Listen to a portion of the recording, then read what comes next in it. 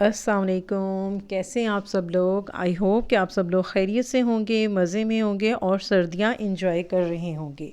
अल्लाह ताला आप सबको अपने हिफ्ज़ व अमान में रखे और ख़ुश रखे। गाइस, आज मैं बनाने लगी हूँ चटपटे क्रिस्पी मज़े के पकोड़े। सुबह से बारिश तेज़ हो रही थी और सोचा कि कुछ चटपटा और मज़े का बनाया जाए, तो बस फिर ऐसे मौसम में पकोड़े ही बनाए जाते हैं। तो ये मैंने बेसन जो है ये 10-15 मिनट पहले मैंने इसका पेस्ट बना लिया था। और ये इसलिए मैं करती हूँ कि बेसन थोड़ा फूल जाता है और मज़े के पकोड़े बनते हैं। तो ये मैंने पालक जो है इसको धोकर मैंने बारीक बारीक काट लिया था। और 2 अदद मैंने ये प्याज लिए हैं, इनको बारीक बारीक मैंने चॉप कर लिया है, काट लिया है लंबा लंबा। और ये मैंने 4 अदद आलू लिए हैं, उनको मैंने बारीक बारीक चिप्स की शेप में लंबाई में काट लिया है। और 1 अदद मैंने अंडा लिया है और 1 टेबलस्पून मैंने ये कॉर्नफ्लोर लिया है। हाफ़ टेबल स्पून मैंने सफ़ेद ज़ीरा लिया है। हाफ़ टेबल स्पून मैंने हल्दी ली है। और हाफ़ टेबल स्पून मैंने पिसा हुआ धनिया लिया है। 1 टेबल स्पून मैंने सुर्ख मिर्च पाउडर लिया है। 1 टेबल स्पून मैंने नमक लिया है। 2 पिंच मैंने अजवाइन ली है।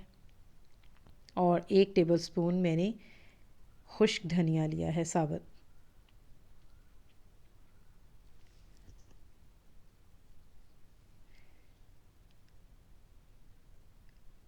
अंडा और कॉर्नफ्लोर मैं इसमें इसलिए डालती हूँ कि इससे पकोड़े बहुत क्रिस्पी और मज़े के बनते हैं, क्रंची क्रंची से बनते हैं। तो इन सब चीज़ों को अब हम बेसन जो हमने घोल के रखा हुआ था उसमें हम मिक्स कर लेते हैं। मैं पकोड़े बनाते हुए सब्ज़ियाँ ज़्यादा इस्तेमाल करती हूँ इसमें और बेसन कम डालती हूँ। जैसे प्याज है, आलू है, पालक है, हरा धनिया है, ये चीज़ें मैं ज़्यादा डालती हूँ और बेसन कम रखती हूँ। क्योंकि अगर बेसन ज़्यादा रखा जाए तो बेसन वाले पकोड़े मज़े के नहीं लगते। तो ये अब मैं सब कुछ इसमें ऐड कर देती हूँ। सब स्पाइसेस सारे इसमें डाल के इसको अच्छी तरह से मिक्स कर लेंगे।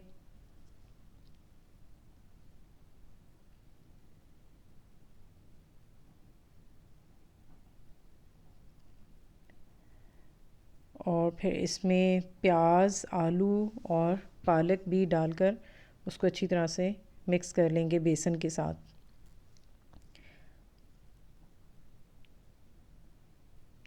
एक तो ये होता है कि अगर बेसन हम ज़्यादा डालें और आलू, प्याज और पालक अगर कम डालें तो उससे ये होता है कि वो पकोड़े बहुत हैवी बन जाते हैं और ज़्यादा नहीं खाए जाते। इससे ये होता है कि इससे टेस्ट भी कुछ अलग से ही आता है।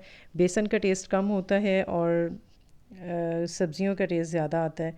बहुत क्रंची और क्रिस्पी क्रिस्पी से बन जाते हैं। अब ये हम इसमें प्याज डाल देंगे,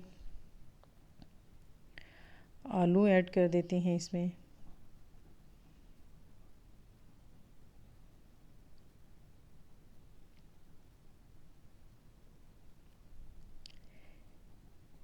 बारिश का मौसम हो तो आप लोग क्या बनाते हैं? वैसे मोस्टली तो ये होता है कि बारिश हो रही हो तो उसमें दिल करता है कि पकोड़े बनाए जाएं। कुछ लोग मीठी टिक्कियाँ बनाते हैं, कुछ लोग हलवा पूरी बना लेते हैं। वैसे मोस्टली जो होता है वो पकोड़े ही बनाए जाते हैं और दिल करता है कि जब बारिश हो रही हो तो पकोड़े बनाए जाएं। ये अब मैंने इसमें पालक ऐड कर दी है। पालक को आप कोशिश कीजिएगा कि 2 टाइम उसको 2 मरतबा उसको जो है पानी से धो लिया करें, क्योंकि उसमें काफ़ी रेत होती है। मैं पहले भी उसको अच्छी तरह से धो लेती हूँ और बाद में उसको काटने के बाद भी धोती हूँ और उसको फिर किसी छलनी में रख देती हूँ। अब मैंने इसमें 1 अदद अंडा तोड़कर डाल दिया है। इसको भी अच्छी तरह से मिक्स करूँगी मैं।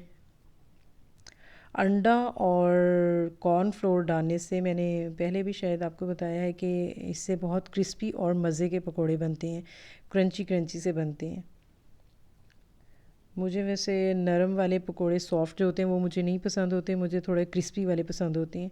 ये मैंने पेस्ट बना लिया है, सारी सब्जियां इसमें ऐड कर ली हैं। और मैं आपको बताना भूल गई थी कि मैंने अनारदाना उस वक्त मैं भूल गई थी, तो बाद में मैंने इसमें ऐड कर लिया अनारदाना। अनारदाना भी आपने लाजमी इसमें ऐड करना है। चलें अब स्टार्ट करते हैं पकोड़े बनाना। मैंने ऑयल कढ़ाई में डाल लिया है और अब ये ऑयल गर्म हो जाएगा तो इसमें हम पकोड़े बनाना शुरू करते हैं।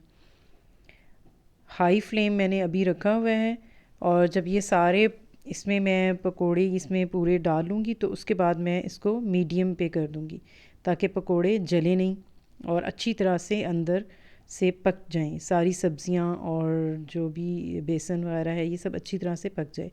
इसको मैंने डालकर हल्का हल्का सा चम्मच से नीचे से मैंने हिला लिया है ताकि ये साथ ना चिपके कढ़ाई के साथ। ये देखें ये गोल्डन हो गए हैं। अब इसकी साइड जो है वो चेंज कर देते हैं। एक तरफ से ये बिल्कुल पक चुके हैं, अब सब सारे पकोड़ों की साइड को चेंज कर देते हैं ताकि दूसरी तरफ से भी ये अच्छी तरह से पक जाएं और क्रिस्पी बन जाएं। ये देखें शक्ल से ही वो कितने क्रिस्पी और मज़े के लग रहे हैं। बहुत मज़े की खुशबू आ रही है। मेरा तो दिल कर रहा है ये जल्दी से बने और मैं खाना शुरू कर दूं, क्योंकि बारिश के मौसम में पकोड़े खाने को बहुत दिल करता है। बारिश बाहर तेज़ हो रही है और ऐसे मौसम में दिल करता है कि पकोड़े बनाए जाएं, कुछ चटपटी चीज़ें बनाई जाएं। आप सब लोग भी कमेंट्स में बताइएगा कि जब ऐसा बारिश का मौसम होता है तो आपका क्या दिल करता है, पकोड़े खाने को दिल करता है या हलवा पूरी खाने को दिल करता है। कुछ लोग वो मीठी टिक्कियाँ भी बना लेते हैं। ये देखें अब ये मुकम्मल तैयार हो चुके हैं, पकोड़े क्रिस्पी बन चुके हैं। तो इनको आपने ये इस चीज़ का ख्याल रखना है कि इनको आपने बहुत ज़्यादा ब्राउन नहीं करना, काले काले से नहीं करना, गोल्डन गोल्डन सा रखना है आपने इसको। और मीडियम फ्लेम इसलिए रखते हैं ताकि सब्ज़ियां जो हैं वो सारी पक जाएं। हाई फ्लेम पे अगर आप करेंगे तो उसमें क्या होगा कि सब्ज़ियां कच्ची रह जाएंगी और पकोड़े ऊपर से ब्राउन हो जाएंगे और सब्ज़ियां अंदर से कच्ची रह जाएंगी। तो मीडियम पे ये होता है कि करने से कि उसकी सब्ज़ियां भी पक जाती हैं और गोल्डन गोल्डन से भी पकोड़े रहते हैं, मज़े के बनते हैं।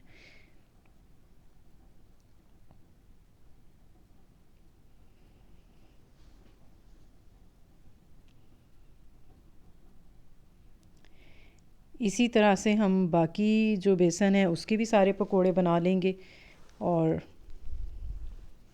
मीडियम आंच पे ही हम रखेंगे।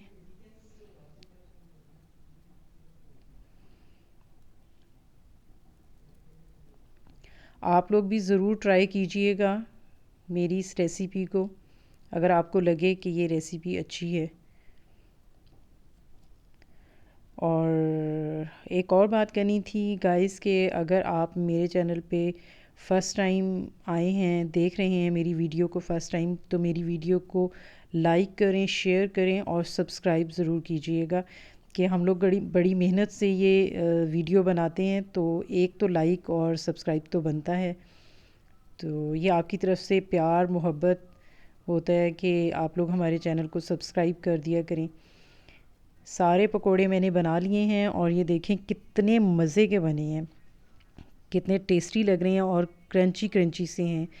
और मैंने दही की चटनी साथ बनाई है और केचप भी रखी है। पर्सनली जो है वो मुझे दही की चटनी के साथ पकोड़े अच्छे लगते हैं।